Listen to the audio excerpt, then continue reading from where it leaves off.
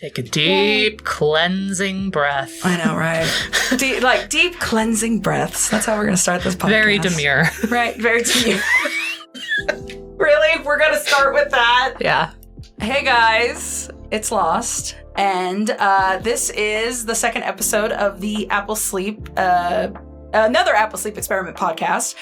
I am joined by a lovely group of people today, and we're going to be coming together to talk about the art process. I'm kind of more of a moderator here this time. I'm not going to necessarily be because, well, your girl can't draw. So I didn't necessarily help that much in that sense. But my lovely wife, Mag, hi. She was the one who basically, you were the art director. You were the one in charge when it came to how the art was distributed and everything. And we're going to go over those processes. We're going to talk to a few of the artists and yeah. So let's go down the list and let's introduce ourselves. So let's start with Cloud9. My name is Cloud9, or The Life on Cloud9 if you want to be fancy. My pronouns are they, them, theirs. I was an artist for pretty much the entirety of another Apple Sleep Experiment, featured in all 4 episodes, as me and my compadre over here recently discovered. So took part in a big deal of it. Yeah, that's pretty much me. I don't really have anything else exciting, so please move on. I'm paranoid. And then we have Callisto. Hi, I'm Callisto. I go by he, him, and I have a cat Viper. I love that. Cat facts. Then it's me, Magpie. I'm she, her, or she? Hershey. I just realized it sounds like the candy. I'm chocolate, and my factoid is I don't know. No. I was going to say you're chocolate. That's your factoid. That's my factoid. The end. Next, Marshy. Hi, I'm Marshy. As Cloud said, I was in all 4 and didn't realize it until today. My pronouns are he, they. And I don't really have a factoid about myself, so... Marshy, you have factoids, sir.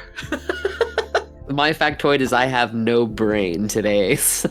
And that is completely valid. We're gonna try to get through this. We got this. It's fact. It is fact. Yes, true. We have Nick.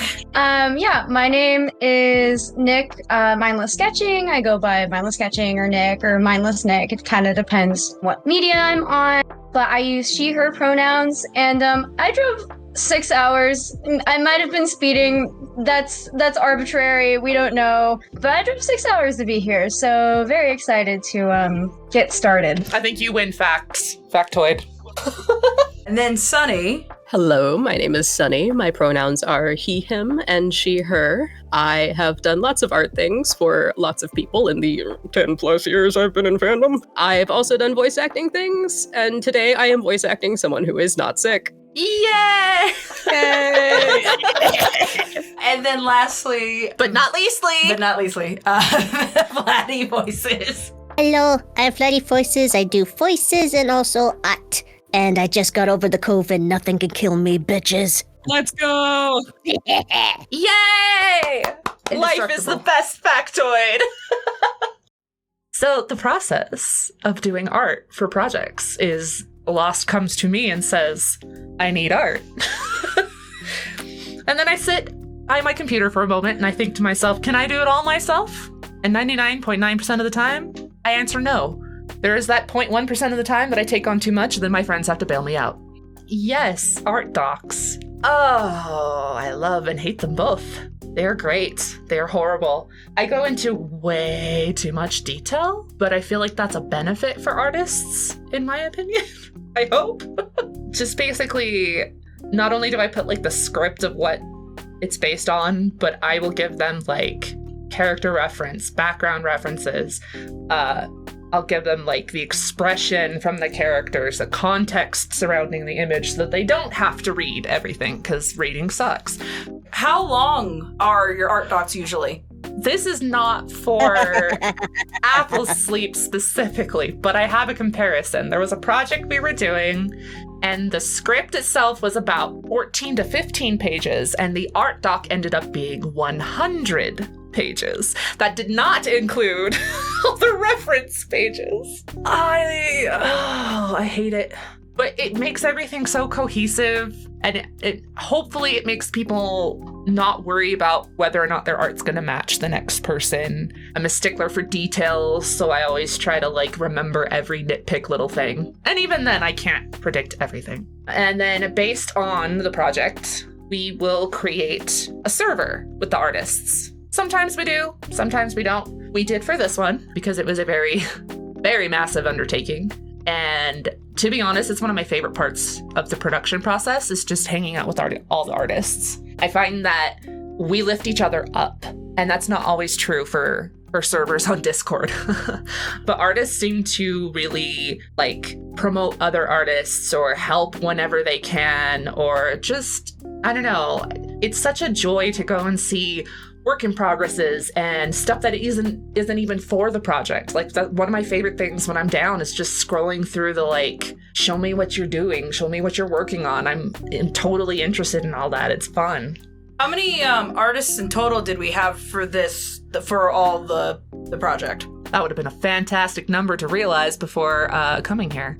So let me find out. I glanced at the server. It looks like there's about 30-ish people in there right now. That sounds about right. Yeah. I think the most on any project I've ever had was about 50.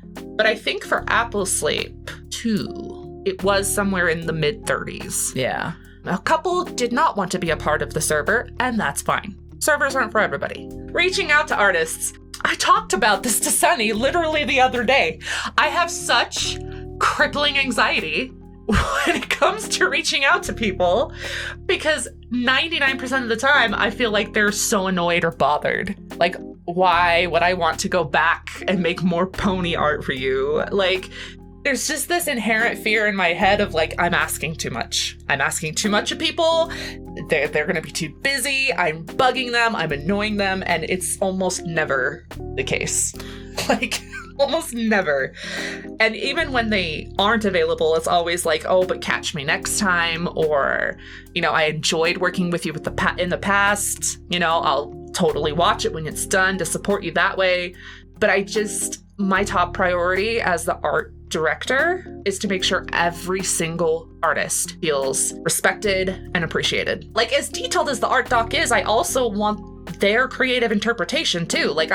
There's a reason we go to so many different people. God, I love seeing all the different art styles. There's a few that came to me and they're well, I don't know if I can match show style. And I'm great, cool. That's what we're looking for. I love, some people call it the chaos of different styles, but I love it. And especially works well for a Grimdark series because you never know what to expect. And every single person that was a part of this project put 10 times the amount of detail in each image than I was ever expecting. And it's just a treat. It really made the story come alive in a completely different way than even myself as the author anticipated. Because I don't remember if I said this in the first podcast episode or not. As I'm writing, I see it play out like a movie, and my fingers just try to keep up. So when I look at other people's interpretations of it visually, it's so much fun. I don't know. I have a blast with that. I try to make realistic deadlines with wiggle room because for me, it's life always comes before pony art. And there's just some times where you can't make a deadline and you gotta have that little week or two extension. And I totally understand that. I always try to give artists, I would love to give them two months, but depending on how quickly we need it, I always give them a minimum of a month to get me an image. And so far that's been pretty reasonable for most people because life happens and I'm not going to be that person to be all upset with them if they don't get it done or whatever. And with some wiggle room, I can either tackle the image myself if they need to back out, which again, totally fine. Or I can have someone from the server help. Like I said, that server is a lifesaver in many aspects. I know that I had Marshy specifically bail me out for the first part of Apple Sleep Part 2. I was like, Marshy, I need an additional image for this thing. Will you do it? And he's like, yeah. I'm like, okay, thank God. How many images do you usually ask per scene? Obviously, we have a history with doing like similar projects like this, like with Princess Trixie Sparkle and like things on your channel. But with my channel, obviously, it's more of like we use one image per scene. But there are instances where we get like multiple images. So this is just based off of my own opinions of the story and the piece. It's not just because it's my writing, it's for any project I go into where I'm putting together an art doc. I look to see at what point does the conversation or the scene shift to where we would need to see something new. Which for why in part 1, Sunny's image with Twilight seeing Applejack for the first time in the lab stays on the screen for as long as it does, because that's all the visual information you really needed for that stretch of time. There wasn't anything else technically going on that needed clarification visually. Plus, I would also say too, the attention to detail on Sunny's image chef's kiss. Mwah. Is like I love. Oh my God. I love doing slow pan outs or slow zoom ins when there's lots of detail in the image. And I know we've been very, very blessed with a lot of the artists that we work with, that the detailing is fucking insane. Absolutely incredible.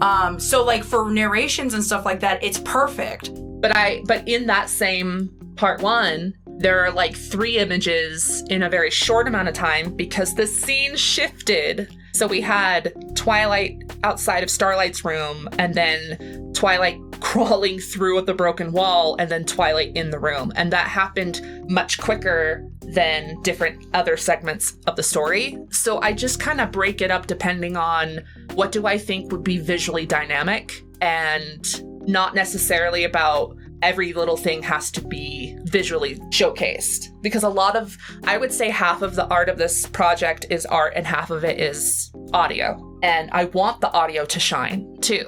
PTS, just as a side note, because I know that's another one I'm known for doing big projects with, is a little bit different because it's not audio driven. It doesn't have a narrator. It's all just dialogue. So images need to tell more of the story, whereas this is a narrative, and so the audio is supposed to be a companion to the art.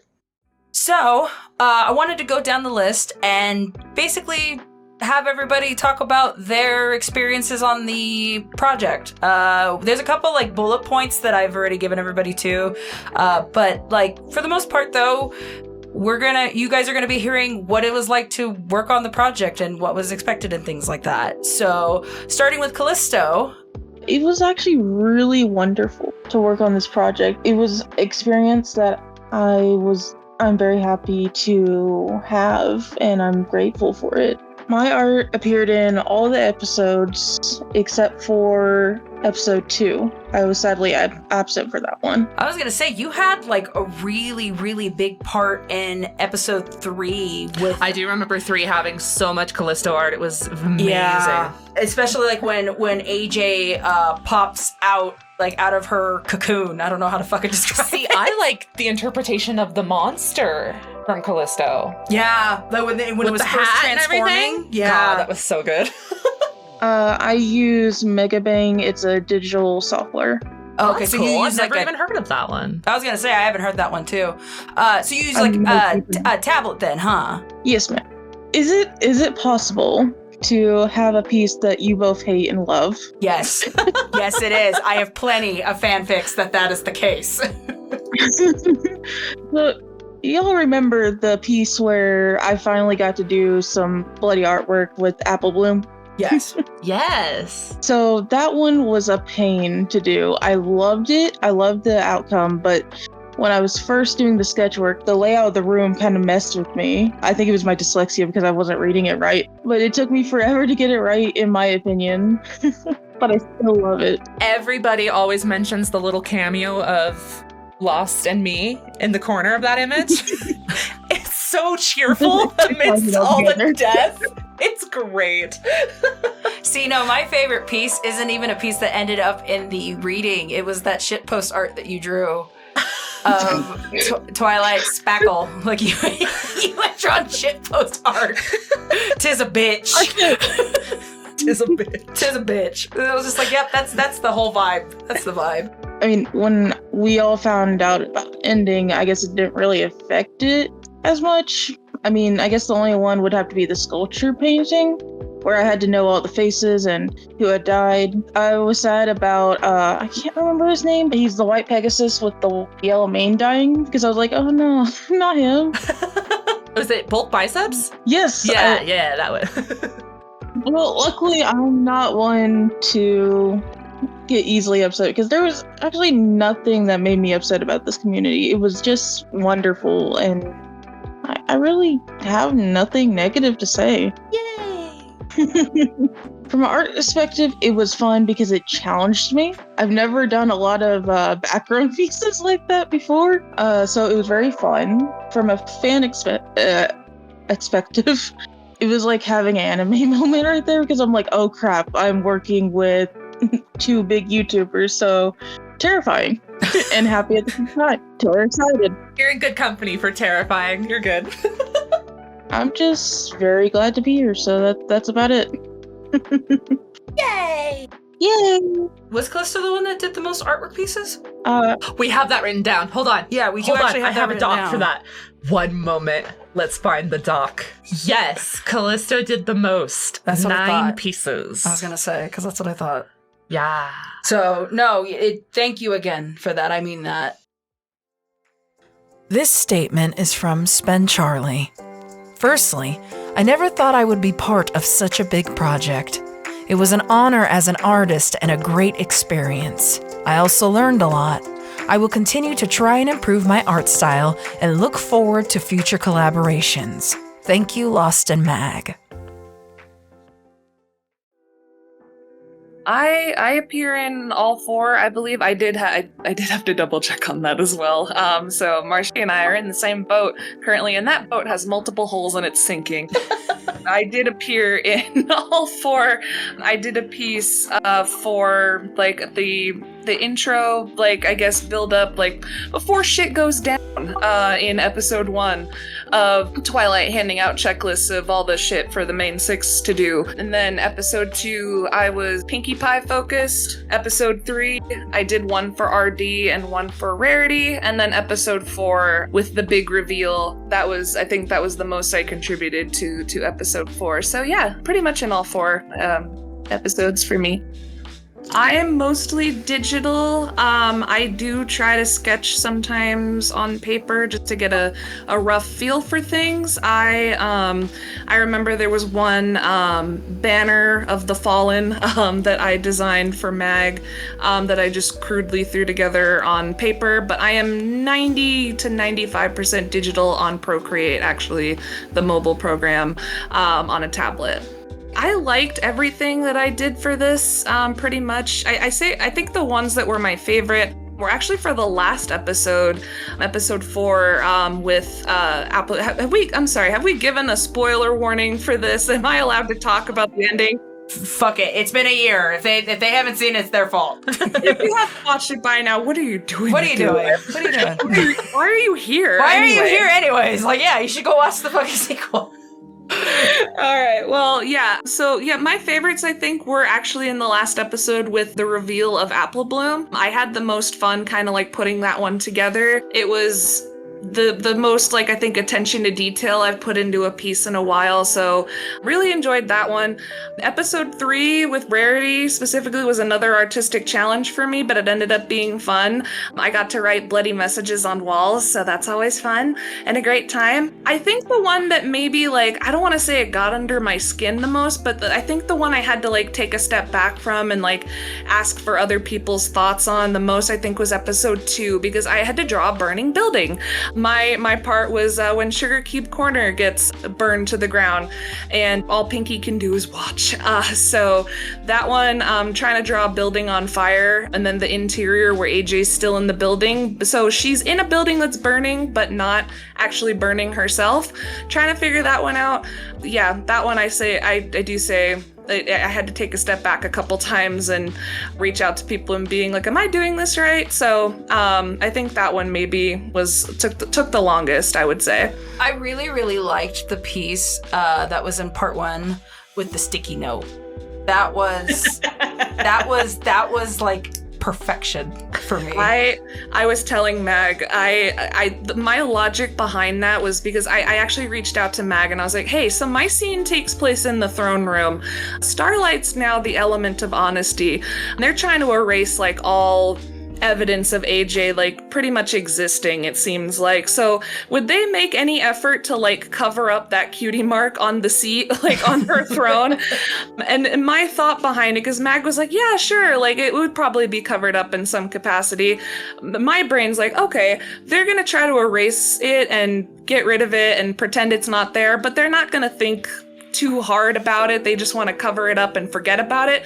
So they're just going to hastily like, oh yeah, we're just going to sticky note some shit on top of it with Starlight's cutie mark and call it a day so we don't have to think about it anymore. That was my, that was my logic behind that. I'm glad it worked out. We were snuck into some drafts. We were privy to some early drafts over here. We weren't giving away a ton, like right out the gate, obviously, but we did get some early, like little teasers here and there, bouncing ideas back and forth. So a lot of it wasn't, like, for me at least, too surprising when it came out the gate for everyone else, but it was fun to see everyone else's reactions. Can confirm that is one of the best parts. I love community aspects of any sort of project. Like, I love being in servers. I love seeing, like, everyone else's work that gets put into it. I always love bouncing off of other artists and kind of seeing what they're doing. So I love it. I've been in projects like this many a year at this point.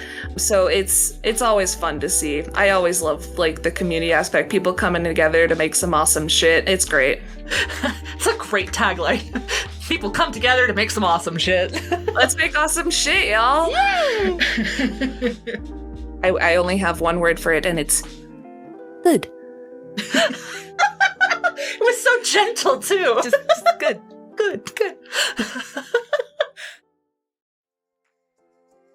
The following statement is from FlutterPaws. Working on AASE was a fantastic experience overall. I got the opportunity to work on this project during a time when I was struggling to find any momentum to draw. Accepting the offer helped break me out of the I don't know what to draw, so I won't draw at all cycle. Honestly, I fangirled a little bit being able to work with Mag on this project. Aww. Plus, I've always been a fan of psychological horror, so this was right up my alley. It was also a fun challenge to fit all my ideas into a single image. It really tested my art block and let me have a nice amount of creative liberty. Overall, creating art for this project helped me remember to enjoy the process and not just set any heavy expectations on yourself when creating, because it might just turn out better than you expected. So thank you both. So I'm in all 4 segments, much to my surprise. Do you remember what scenes or like stuff like that? I'm not gonna lie to you, I cannot remember the exact segments, but I know for episode 1, I was kind of near the beginning. No, maybe towards the middle. I really don't know. I'm so sorry. No, you're fine. I was middle leading, so you're good. Yeah. So for Apple Suite specifically, I only used like a tablet for Procreate. But funnily enough, so right now I have my own, but at the time I was actually using Cloud's tablet to draw everything. So it was really interesting trying to find time to trade off the tablet for each of us to do our segments. Mom said it's my turn with the iPad. Yeah. All right, let me tell you a little thing about bricks. So there's 2, just to start out, there are 2 segments that I really enjoyed. One of them was actually, as Mag referred to it as her rescue piece, where she forgot to put in a segment for art. And so I came in the first episode and did it for her, and it's Twilight in her room.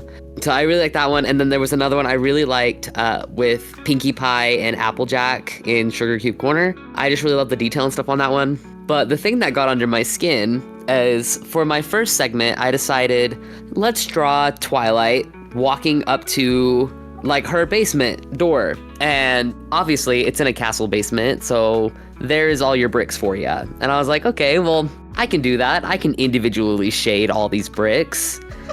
And so after that segment was done, I messaged in the server and said, I am never drawing another brick ever again. Well, episode 4, I am like, oh, I'm gonna jump on this. I'm gonna be one of the first to pick a segment. And I picked my segment and I was like, okay, it's Apple Bloom breaking Applejack out of prison, basically, and they're running away from the guards. And I'm like, oh, okay, they're going to be running through Canterlot. And I was convinced they were running through a Canterlot street. And I went, you know what? I should probably message Mag. Are they running through Canterlot or somewhere else? And Mag was like, no, they are in a dungeon. A brick dungeon. He had made the biggest deal in the Discord server about his hatred for bricks from part 1. So to have you pick the only image in part 4 with bricks, the only one. Literally the only one. It was literally, so it was like, okay, I thought they were running through Canterlot, and then Mag was like, no, they're in a dungeon. They're in a brick dungeon. And I went, okay, let's do this. And yeah, I drew about 100 more bricks and 4 full body poses on top of that. And yeah, I never ever want to look at another fucking brick again. Such a good story though. It's one of my favorites. I remember the watch party and everyone being like, so about the bricks.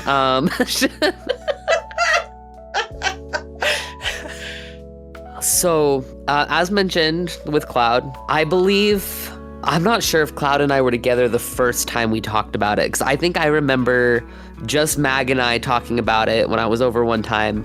And I think it was even before you guys were writing it yet. You were like, we have this idea, and you guys laid it out for me, the end plot twist and everything. And I was like, oh, like this sounds interesting. So I did know. Don't think it affected my art that much. The thing that affected my art the most was I was like, is there an official design for Applejack? And I remember Lost specifically saying, no, we want there to be a discrepancy because of the plot twist, because it's everyone's different depictions in their mind. That was one of my favorite things with reading the comments with each of the episodes, because everyone was like, why does AJ look different here? What the hell's going on? And then they would all speculate, and a lot of people got it right. A lot of people were like, yeah, they're on the shit. We know, what the fuck? But like, that was the lovely thing about the artwork. Like, the thing that everybody used to point out, especially like with other audio dramas, was like, oh, the artworks are all different. I hate it. I remember I would see fuckloads of comments like that. And I looked at Mag, and I remember when we were trying to figure out those ideas, I was like, no, I want to fucking utilize it and twist it on its head, because now people are thinking, oh, is that intention? Like, I'm using it, I'm exploiting it at that point, I guess, on some level. Well, and like, just looking at Marshy's pieces, the one in the kitchen with Pinkie Pie, AJ's eyes are almost completely blackened, and yet in the very next scene, it talks about AJ's eyes being red and glowing. And I didn't give direction to Marshy to blacken the eyes there, but that was a really nice little thing of like, why are her eyes so different visually? Yeah. Yeah, I just, that affected my art the most, was no, there's not an official design for Applejack. Go hog wild with it. Like, even in my Applejack in different segments, like if she was in another segment that I did, she purposely looked different, because I was like, oh, well, if that's the case, then I'm going to mess around with it in each of my different art pieces. Because I just remember Lost looking at me and going, no, have fun with it. Yeah, so I loved the group chat. I remember, like, I swear there wasn't a single day that we didn't talk in it, whether it be about the project, about something else. I feel like we were all, we all like fit in the same pod, if that makes sense. We were all talking and really happy about it. Any voice channel that we had was super nice. Everyone was super nice. And then I remember after the project was over, I think it was Calypso. I can't remember who messaged and said, are we deleting this server, or can we please keep this server? Because like we all loved it so much. I know, that made my heart melt too. I was like, oh my goodness. I really loved working on this project. I always love Mag's art documents. Not even gonna lie. Like, I love her art docs. They're so easy to navigate. Thank you. You can, literally, you can go right to your segment. It explains it really well, but there's still a point where you have that artistic freedom. And I love it when creators give artists a little bit of freedom. So, funnily enough, I used to watch all like these, like the Grimdarks and things like that growing up, but I kind of fell out of it. It wasn't until I met Cloud that I got back into it. Sorry. So I had not seen the first one until I met Cloud. So working on it was like, I wasn't like huge geeking out about it because I didn't really know what it was until like a year or two prior. So I just think it was fun. This statement is by BellaPinkSavage. I had a great time drawing for this production. When Magpie asked me if I wanted to partake, I was immediately on board, but only if I could have a scene with no gore in it, as I'm used to drawing ponies being cute and doing wholesome stuff, and I usually get freaked out by the sight of too much blood or viscera. So, naturally, I ended up testing my limits, lol. I don't know why, but I decided to draw a little outside of my comfort zone. I mean, a little blood on Rarity's forehead didn't sound too bad. But the longer I worked on the Rarity and Twilight pictures, the more detail I wanted to add. I'm so proud how they came out. I'm so happy I stepped out of my comfort zone. It was a great learning experience. I can't thank you enough, Mag, for the opportunity. I'm looking forward to drawing more fucked up ponies in the future. Yeah, so I was in episodes 1, 3, and 4. In episode 1, I got to have the real fun part of ending the episode where Starlight dies.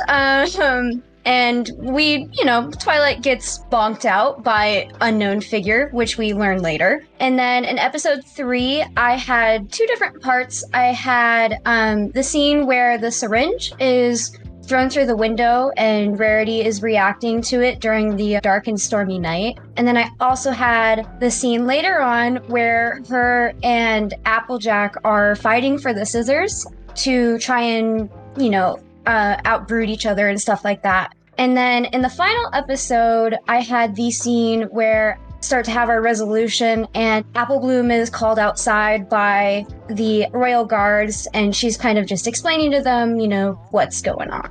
So basically all of my artwork is digital from the beginning to the end. I do all of my artwork basically on Photoshop. That's what I've always kind of used, kind of my bread and butter. And for my specific tablet, I have used the same Wacom Intuos that I've had since I started drawing 10 years ago. And she's on her last legs, but she's the old reliable. So, I can't trade her out. Hell no. That's a mood. Yeah, so I think for my favorite piece, it's a toss-up between my piece I did for the first episode where Twilight finds Starlight and she's bleeding out on the floor, and the image I did where Applejack and Rarity are fighting for the scissors, and both for different reasons. One of the things I just like about sort of Halloween projects in general is, not to tangent, but my style is generally a little bit more on the clean side, and so I really enjoy these sorts of projects because it kind of lets me experiment and expand on my style in ways that I usually just don't get the opportunity to, and that sort of ways I experimented, I guess, with both pieces. So in the first one, experimented with some different shading methods where Starlight is bleeding and Twilight is holding her as, she's taking her final breaths and stuff like that. And composition-wise, I think it's also just one of my favorites with the lighting and the shadows. And then for the second image with Applejack and Rarity, where they're fighting and Applejack is sort of overpowering her, I really sort of experimented with that one. I was in a rush, and I guess it worked in my favor because I used a lot less of a clean lining style for that image. And I think it really just added to the overall ruggedness and sort of just the mood and the atmosphere that is already being conveyed through the voice acting and stuff like that. And so I was really happy with how that turned out, especially once I saw it with the final product. And knowing that I have those abilities to make something that's still looks like my style, but also expounding upon that and something that's a little bit more rugged, a little bit not as clean, not as precise. And then I guess the only not trouble thing that sort of infuriated me was in the last image I did for episode 4. The wheelchair, I hate drawing wheels. So enough said. See, one of the things that I really liked about your artwork specifically for the rarity scene, both of the angles that you used, they were very, very pronounced and dramatic for both of the images that you did for the syringe, her looking at the syringe, and then AJ overpowering her, and I just loved that. Yeah. It's not angles and perspectives that you typically see. Yeah. Yeah, I mean, I think for that, I always try to sort of make my images a little bit more cinematic and a little bit more interesting. I always like to, try and play with like rule of thirds and perspective and, what's important to the audience versus what do I know as the artist? What do I want you to focus on versus what do you think you're supposed to focus on? And so I always try to, I guess I don't say make them boring, but one of the things I've really been trying to experiment with my art the last few years is different angles, different perspectives. And I think that it looks cool, but it also just has helped me grow as an artist as well. So I didn't know about any of the plot twists, really. I'm going to be honest, going into this project, I knew I wanted to help, but a lot of the times for a lot of projects I'm in, I also want to experience it as a viewer as much as possible. So I try to gather as much information as I need to holistically complete whatever my portion of the project is in a way that's effective and conveys the information it needs to. But also, I don't like to be spoiled, and I like to view the content I'm creating and all the content that other people are creating when it's all put together. And so I'm going to be honest, most of the time, whoever I'm working with, I say, give me something, and then I just focus on that. So I didn't know about any of the plot twists. I'm thoroughly impressed with that. It's actually kind of not common, but I've a few artists have said that. They want to enjoy the ride, and so I was going to say your art docs are really good at facilitating that because they realistically only have to look at their segment and there's enough information there that they could technically get away with not getting spoiled. Yeah. And I'm actually thoroughly impressed, Nick, with that. Because, with the attention to detail that you put into your art, I would have not known that. Yeah, I mean, sometimes if I'm unsure about something, I'll, confirm with Mag or you, hey, did the person before me or after me, if it's something that needs to be continuous in a continuity, in a chronological standpoint, I'll ask without getting as much information as possible, like, hey, do I need to know this, or do I not need to know this, or does it not matter, or what does matter? So that way it also doesn't break your atmosphere as a viewer. So I think as far as the community aspect, it went really smoothly. It was really nice to be able to have access to all the documents in one place. That was well organized. And community-wise, with having access to everybody else in the project in a respectable way, if you have a question, you can always ask it, and there's always going to be an answer, which I always think is really helpful, especially I know there's some newer people on this project, and I know that there's a lot of questions asked. And so I think creating a really solid community, which you guys usually do, really is sort of the foundation for how smoothly things go. But I think that's a big aspect of it, is you guys make things really easy, and you create a space where people know they can ask questions of other people and of yourselves, and that really sort of facilitates how smoothly things run. Oh my gosh, does that mean we run good projects, Mag? Apparently. It's projects like these where I really sort of get to step out of my comfort zone, and in a good way. I think as an artist, you always need to be stepping outside of what you're comfortable in order to get better. I think that's with a lot of things, but especially with art. And I don't think there's any harm in trying new media or anything like that. I think that's really that's how styles change and grow, but that's how we sort of become who we are as artists. And so it's always just I can say, for example, there are things from this project that I didn't used to do before, and then I experimented with it, and then now it's part of my actual style in a cleaner method. But I wouldn't have, maybe I would have done it, but maybe I wouldn't have if I never did artwork for a project like this, where, like I said, it's a little bit out of my comfort zone and not as clean and not as finished, I guess is a good way to say it. From a fan perspective, though, it is always just, it's nice to see things, not reimagined, but continued. Was a big fan of the original Apple Sleep, and I know a lot of people were as well. And I also just think maybe this is a little bit from an artist's perspective, but especially for people who return, or I think having a similar project to something a person has done in the past has really provides a method for you as a viewer to see how far they have come as a writer, as an artist, as an editor, as whatever. And so I think the other thing was that there's a lot of people in this project who I've known for a while and who I've worked with for a while. And whenever everything just comes together, it's really cool just to see how everybody has changed and improved and really grown. I agree. Yeah. 100%. Can I eat my McDonald's now? Yes, you fucking can. Please leave that in. Oh my god. I mean, it's one of the more valid extra thoughts, you know? I mean, it is the thought that is going through my head right now as my food is staring at me. And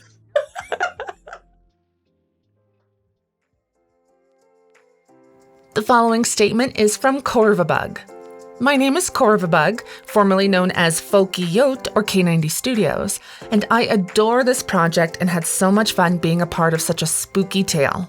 I love how mind-bending the end reveal was. Finding out the mayor behind all of the chaos was very interesting to me. The little clues to things not being what they seemed were another thing I adored. I love how we made AJ seem like some unstoppable force. You never know what truly happened until the end. I wish we had pushed the mind-breaking and twisting a bit more, like showing glimpses of the other's point of view or flickering into reality and hallucinations. However, I cannot complain with the end product. This project made me jump out of my comfort zone and push my art so much more. I am blessed to have worked on such a production. Everybody did such an incredible job, and all of them are the most talented and inspiring people I have ever met. I hope they are all proud of what they have accomplished. All the work they have poured into this is incredible. This project really changed how I looked at my art and pushed my skills. I can look at what I had done in this project and how much it has affected my art now. I'm incredibly blessed to have been a part of this with so many amazing people. Next time, I'll for sure push my creepiness more, or maybe keep things cutesy and fun. See you next time. Sincerely, Raven. So I did the first look that we get of Applejack in part 1. I did the scene of Rarity when she's got her back on the floor and she's kind of bloodied up with the scissors next to her. And that was in part 3. And then I did 2 scenes in part 4, apparently, because I am in the crew of people who I actually rewatched the entirety of Apple Sleep part 2 in preparation for this podcast and got jump scared by my own art in part 4 because I forgot that I did 2 scenes. I knew I did the part where Twilight's like wandering around the orchard being scared of trees, but I also did the part where Ditzy is bringing all of the packages back to Apple Bloom at the castle, and I was like, what? So I use, in terms of hardware, I use a desktop computer and a Wacom, I think it's an Intuos Pro. It's very old and very janky. In terms of program, I use Clip Studio Paint, and I do it all in Clip Studio Paint. Yay, a clip friend! That's what I use. Yay! My wings clipped. I love it. So my favorite is the first shot of Applejack, just because I experimented a lot with, I've always loved doing rendered backgrounds that don't rely on line work and characters that have a little bit of line work in them. Getting to experiment with that was great, and I like how it came out overall. That was the first time I really got a feel for sort of how I do my style now, so that was neat. You are an integral part of my current artistic style. I love hearing shit like that, to be honest. When I hear that, like, from something like one of our projects that an artist was able to like evolve or like find a new thing that they like about their art, like because that's all I really want to do with these sorts of productions, is help inspire others to help create their own stuff. Yeah. I think working with the time constraint, and you guys do set reasonable time limits for the art, that definitely helps push me to like cut corners in a way where I'm still happy with the final product. So that was definitely the case with that picture. I was a little, I wouldn't say frustrated, but I pushed myself a little too hard with part 4 where I was already going through some RL stuff, and I desperately wanted to do like multiple pictures of that scene with Twilight in the Orchard because I thought it'd look cool to have like different interlacing pictures of her like disoriented and just wandering around with all these creepy looking trees. And there's actually some background elements, I think if you squint, I'm not sure how visible they are in the final product, but where you can see ponies like on the trees like hanging or with a shovel in them like they were in part 1. Dude, are you serious? Yeah. Oh my god, I just found some! Wait, hold on, I know, now I'm gonna go back and look at the fucking art. Hold on. know that. Fuck, like those pieces with Twilight losing her fucking shit, they were some of my favorites because it was just like, well, it's obvious we don't like Twilight in this, but like just no, love her. No, really, no, but like just the emotional anguish. Like you're so good with facial expressions, and just the way like it's just conveyed and the insanity and stuff like that. It's like fucking just amazing. Oh, thanks. Stop. Yeah, but the picture with Ditzy on the steps, and it wasn't firmly established in the little blurb, the guide blurb that it was Ditzy. I just made it because duh, she's the TM Ponyville male pony. You're goddamn right. Fucking yeah, hell yeah. There's one pure, wholesome, untouched character in the entirety of Apple's Sleep. She is so precious that it takes you out of the story because you just want to,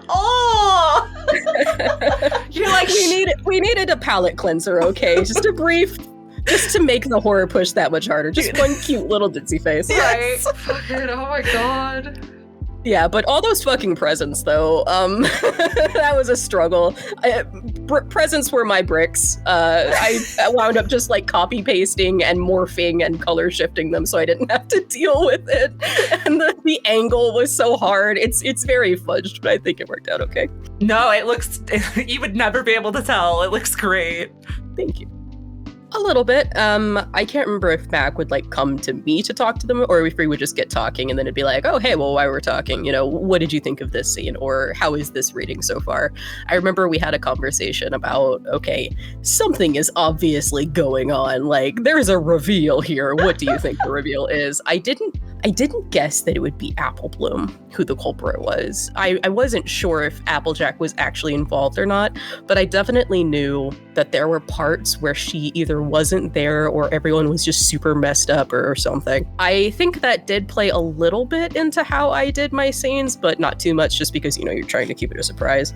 I would read ahead in the docs as well to everyone else's scenes because Mag is very good about having blurbs that are very detailed, and I think that's actually a positive because it means that I don't really have to think too hard about, okay, what details am I missing? You know, I don't have to scrub through the entire doc to find every little thing and make sure that it's cohesive, but I did do that just so that I wouldn't accidentally contradict something that was happening later on, or if I needed to, I could foreshadow something as well. So I did join the group chat. I'm very much the kind of artist working on these projects where you give me the deadline, I pick my part, I disappear from the face of the planet, and then a couple days before the deadline, here's your art, and then I run away. But I did pop into the group chat every now and then, and it was very fun seeing everybody like uplift each other's art, and people were really struggling with their whips sometimes, and just the feedback that everyone was giving and how cool everyone was being. It was a definite good in the project to have that group chat, and the energy was great.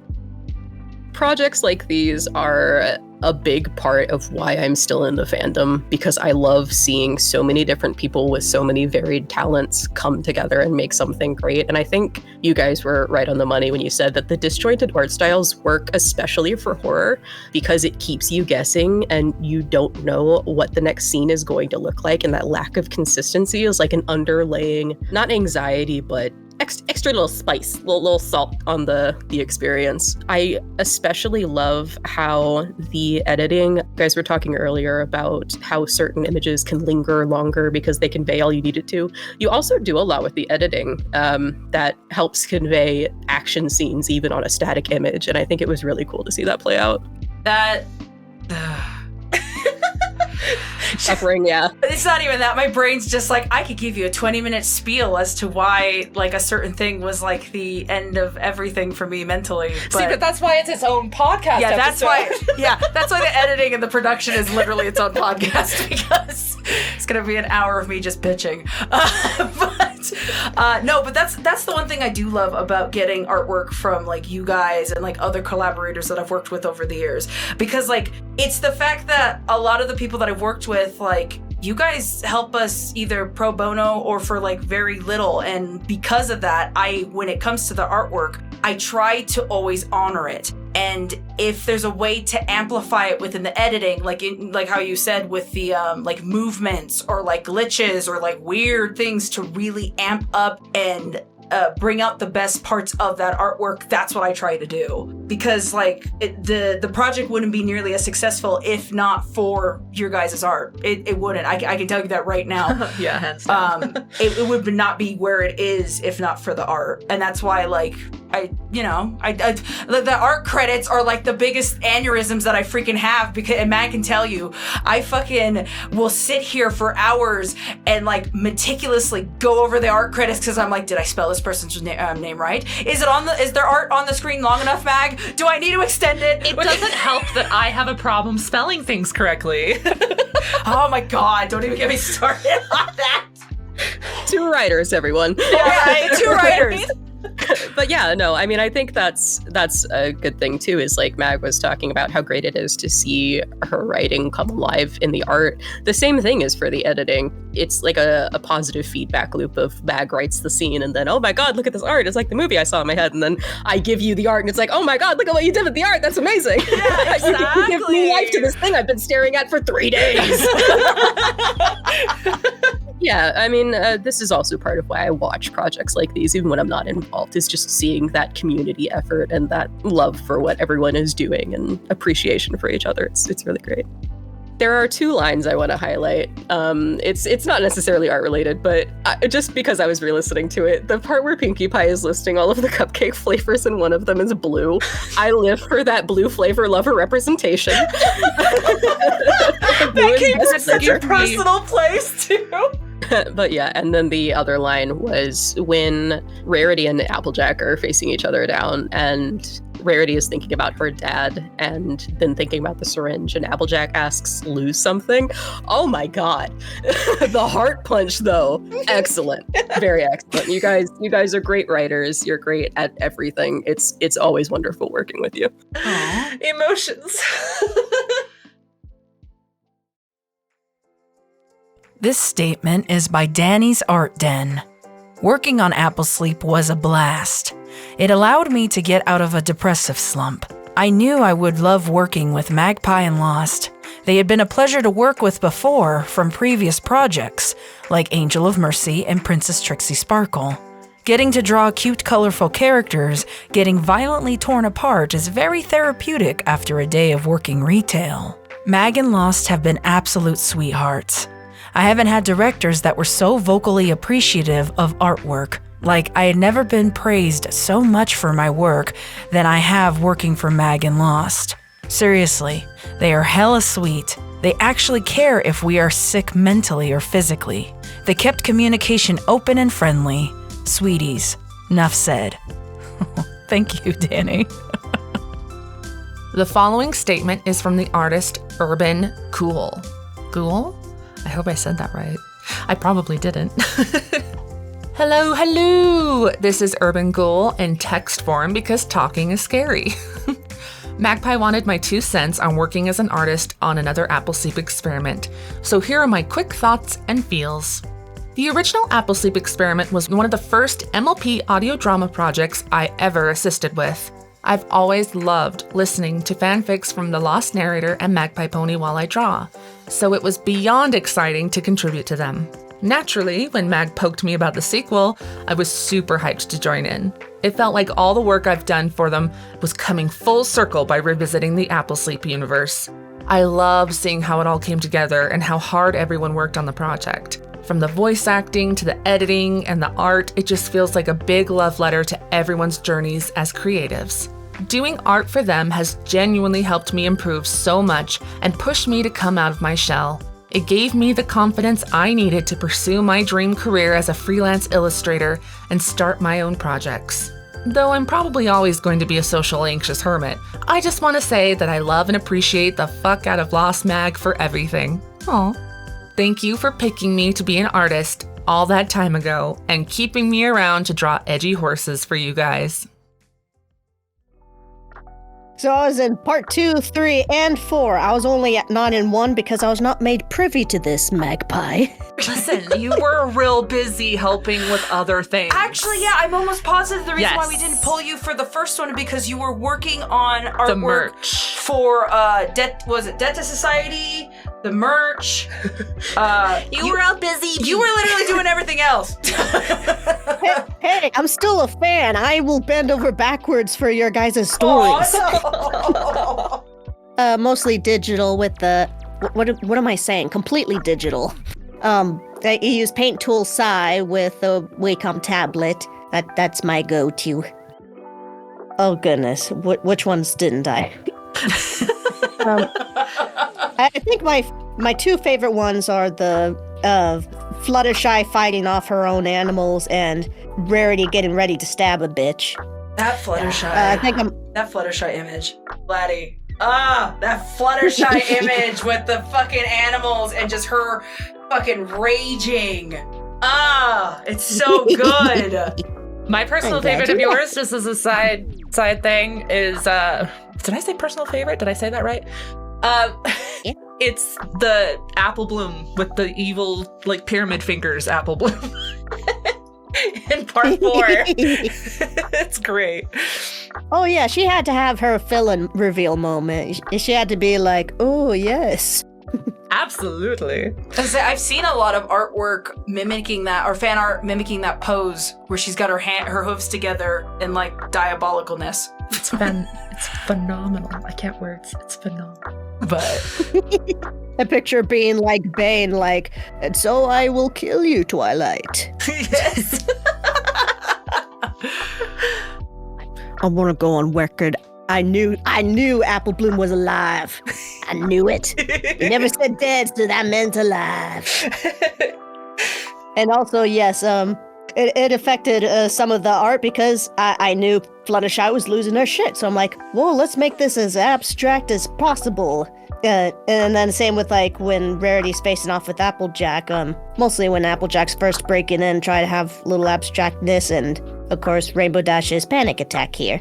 Have a little tanic pack.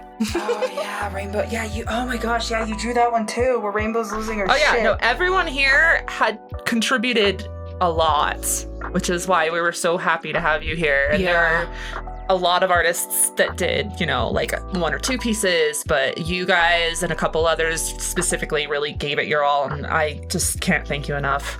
Hee. You deserve it. Well, thank you for letting us be a part of it. It's so fun.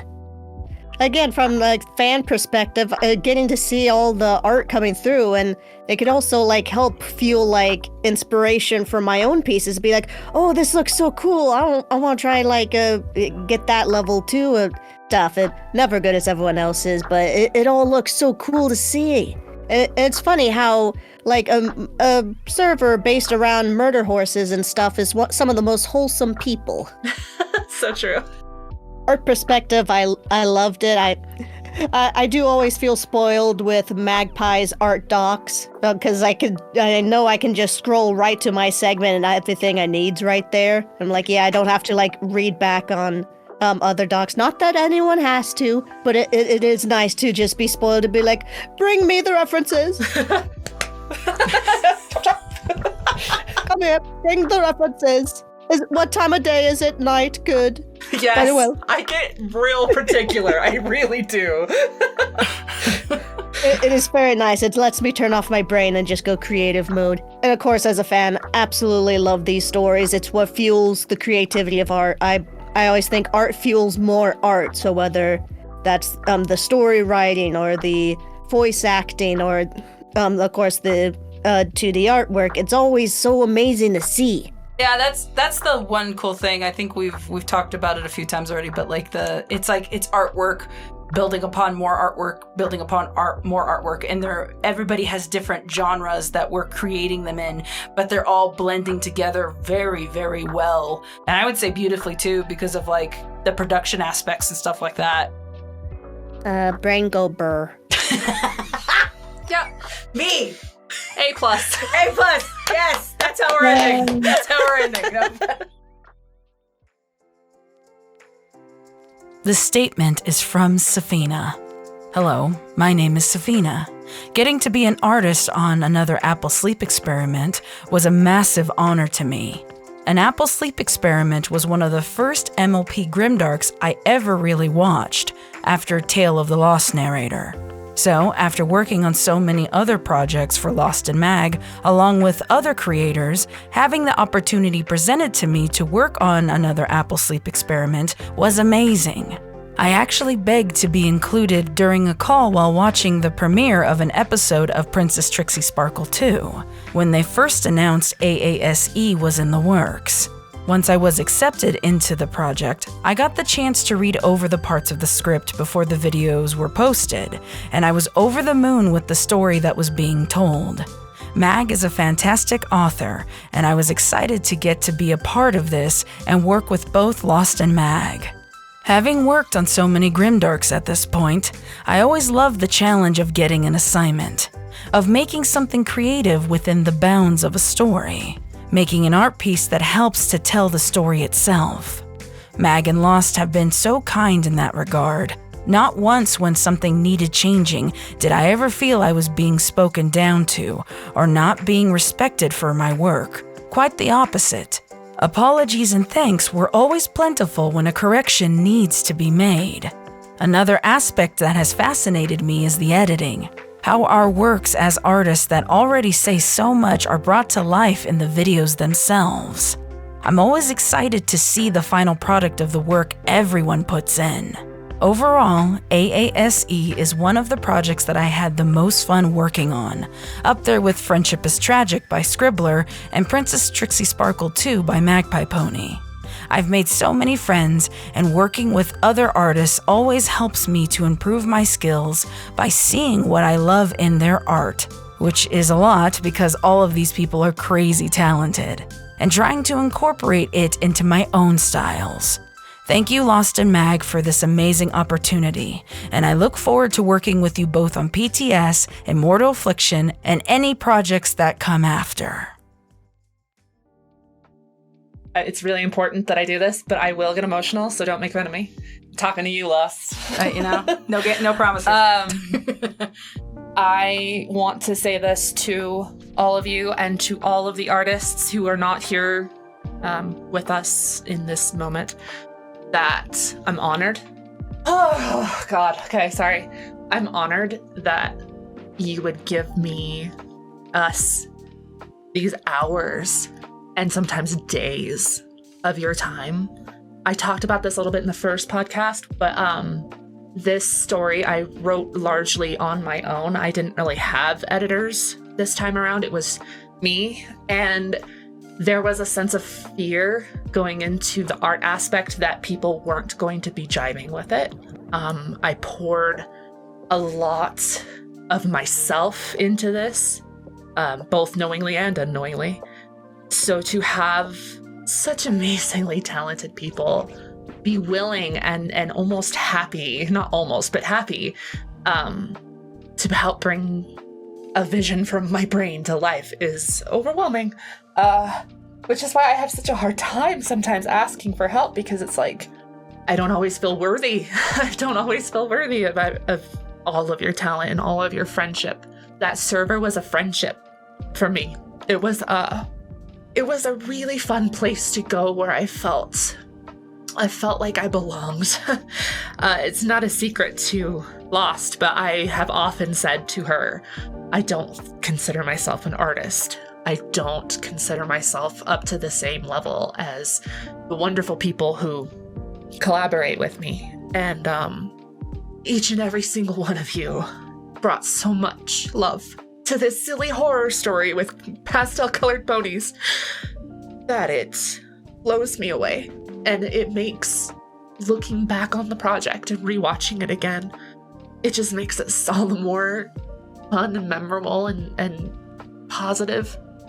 We even found out details in images just from this podcast I didn't realize were there. Everything is it's like a new experience every time. And I know there were ups and downs, but you guys really are the best. You were some of my best friends and some of the best people I know. And I just want to thank you. And I want to thank the viewers too, because if not for you and if not for your love for the original Apple Sleep, none of this would have even been a thing. I wouldn't have been able to really bare my soul creatively in the medium that you wouldn't expect from me. But yeah, I'm honored every single day to be Magpie Pony and to know all of you. That's all I want to say. Oh, Right. I'm gonna have to give you snuggles when we're done, huh, honey? Oh, you were the cats, Yeah, maybe both. Who knows? And on that note, I think that is it. So thank you all for listening. I want to thank all the artists, like how Mag was saying earlier. The biggest reason why these productions are even able to be as good as they are is because of you guys. And I'm forever grateful for this. It blows my mind that so much talent is willing to help us make these visions come to life. And it blows my mind every day. But yes, let's go down the list real quick. Oh, is everybody crying? Should I not have everybody say goodbye? It's gonna be like, bye. I'm sorry. It's just, this means the world to me. So I The get, feels. I got you. I held it together. Let's go. Let's just go. Bye. Bye-bye.